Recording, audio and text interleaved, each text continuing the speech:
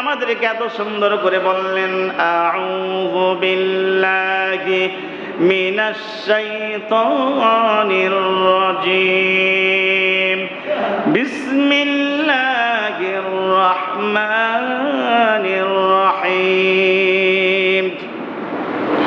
ووضع الكتاب فترى المجرمين مشفقين مما فيه ويقولون يا ويلتنا ما لهذا الكتاب لا يغادر صغيرة ولا كبيرة إلا أحصاها ووجدوا ما عملوا حاضرا ولا يظلم ربك أحدا।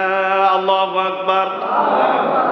15 নম্বর পারা 18 নম্বর সূরা কাহাফ 49 নম্বর আয়াতে আল্লাহ আমাদেরকে বললেন, বান্দারে সেই দিন আমি রব তোমার সামনে, তোমাদের সামনে তোমাদের অপরাধগুলি জমা করে রাখবো, স্তূপের মতো তোমরা দেখতে পাবে।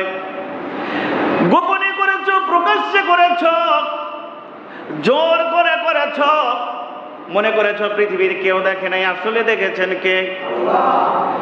আর সেই দিন যখন তুমি তোমার অপরাধগুলি দেখতে পাবে, সেদিন তুমি বড় আফসোস করে বলতে থাকবে,